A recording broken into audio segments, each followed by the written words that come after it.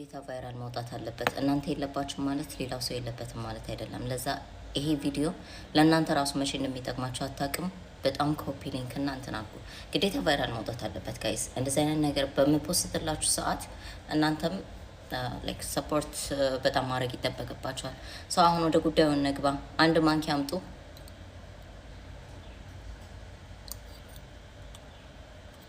ወደ ላይ የማጣብቁት ማንኪያውን አስቀምጡ። ማንኪያው ልክ ሲደርቅ አሽትቱት። ማንኪያው ሽታ ካለው የአፍ ጠረን አለባችሁ ማለት ነው። ተፍቃችሁ ከሆነ ይሄ ሽታ የሚመጣው ደግሞ ጨጓራ ባክቴሪያ አለባችሁ ማለት ነው። ጨጓራ ባክቴሪያን በ4 ቀን ብቻ እንዴት እንደምታጠፉ ነው ማሳያችሁ። በ4 ቀን በጣም ይቀላል። ተከታታይ ደግሞ የምትጠቀሙት ከሆነ በጣም ገራሚ ለውጥ። ሌላ የምታደርጉት ነገር የምላስ ማጽጃ ኢትዮጵያ ውስጥ አይገኝም አብዛኛውን ጊዜ። ለዛ አንድ ማንኪያ ላይ ምልክት አድርጉበት የእናንተ ብቻ እንዲሆን እና የምላስ ማጽጃ የለንም ብላችሁ ሰበብ አታርጉ። ምላሳችሁን አውጥታችሁ ማጽዳት። ጨጓራ ባክቴሪያ ያለበት ሰው አብዛኛውን ጊዜ ምላሱን አውጣ ብትለው ምላሱ ነጭ ነው የሚሆነው፣ ወይ ደግሞ ከለሩ ፒንክ አይሆንም በጭራሽ ማለት ነው።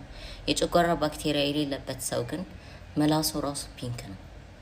ለዛ ነው የአፍ ጠረን የሚኖረው። እና ሌላ የሚያስፈልጋችሁ ነገር ዋናው ነገር ምንድነው?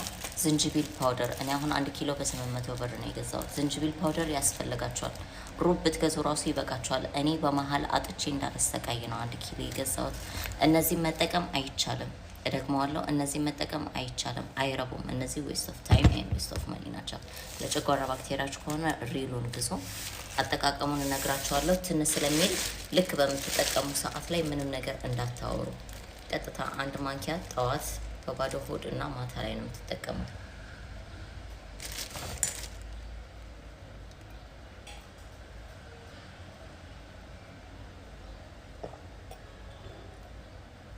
ስትውጡት ቶሎ ብላችሁ ውጡ፣ ትንታ እንዳይፈጠር ፓውደር ስለሆነ ማለት ነው።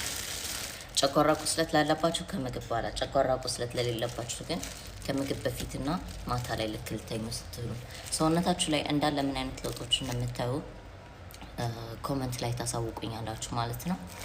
ዝንጅቢል በጣም ብዙ ጥቅሞች አሉት እና ከ4 ቀን በኋላ እንዳልኳችሁ ምላሳችሁ ይህንኑ ማንኪያ ደግሟችሁ ማንኪያውን አሽትቱት። አንድ ሽታ ማንኪያው ላይ አይገኝም። ምላሳችሁ ሁሌ ጠዋት ላይ አጽዱት። ይህንን መጠቀም ከጀመራችሁ በኋላ ጨጓራ ባክቴሪያችሁ ሲጠፋ ምላሳችሁ ራሱ ፒንክ መሆን ይጀምራል። እና ሁሌም ስትፋቁ ማትረሱት ፓርት ምን ይሆን?